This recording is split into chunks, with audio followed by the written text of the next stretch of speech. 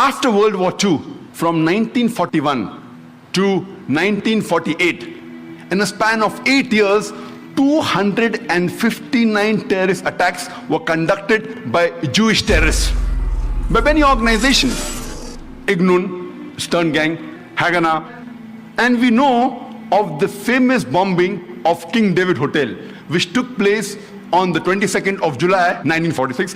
They were conducted by Ignun under the leadership of Naik, in which 91 innocent people were killed, out of which 28 were British, 41 were Arabs, 17 Jews and 5 others. The Ignun group, they dressed up as Arabs to show as though Muslims did the bombing.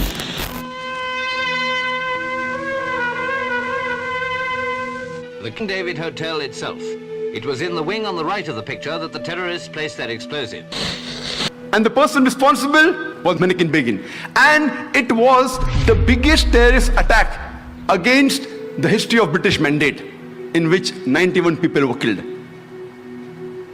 And at that time, Naik, he was called as terrorist number 1 by the British government.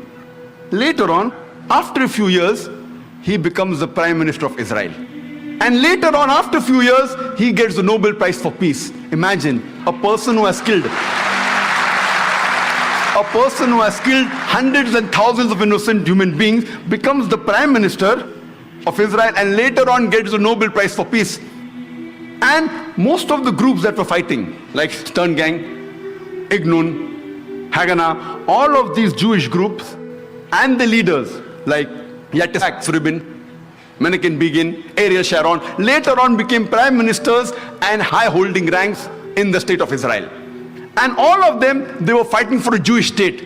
If you see the world map, before 1945, Israel did not exist.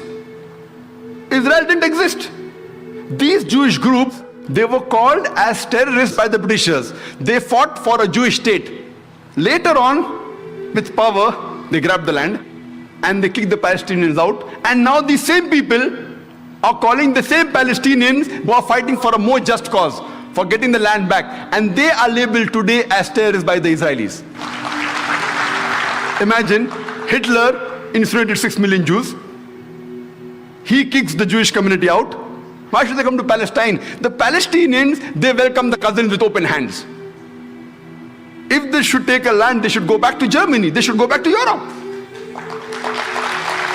Imagine the Palestinians, they welcome the cousins. Imagine, suppose a visitor comes to your house. Being a stranger, you welcome him in your house. After a few days, he kicks you out of the house. And when you cry at the doorstep, I want my house back, people call you a terrorist. This is exactly what has happened today.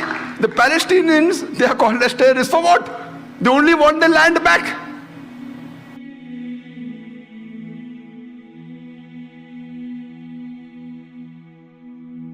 So I feel that people like Donald Trump, they prove the Quran right. Allah says in Surah Furqan chapter number 25 that there will be an enemy for Muhammad Sallallahu Alaihi Wasallam. And since Muhammad Sallallahu Alaihi Wasallam, his message is going to be till eternity, they are bound to be critics and enemies of Islam and of Prophet Muhammad. So these people are proving the Quran right, because in spite of all these things, Islam is spreading. Allah says in the Quran, in Surah Imran chapter 3 verse 54, Allah says, Makaru makarallah wallahu khairul makirin. They plan and plotted, Allah too plan. Allah is the best of planners. If you see after 9/11, the media war on Islam and throughout the world, normally people should think that now Islam should perish, na'uzubillah. They cannot. But we find that more people want to know what kind of religion is this. And we find that in USA alone, in a span of about 9 months after 9/11, 34,000 Americans accepted Islam.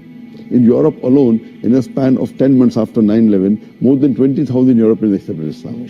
So more they are trying to attack Islam, more Islam is spreading. I believe that such type of people, in the long run, it is benefit for Islam. People want to know what is this religion. And whenever people attack Islam, and you find that in the long run, it benefits Islam.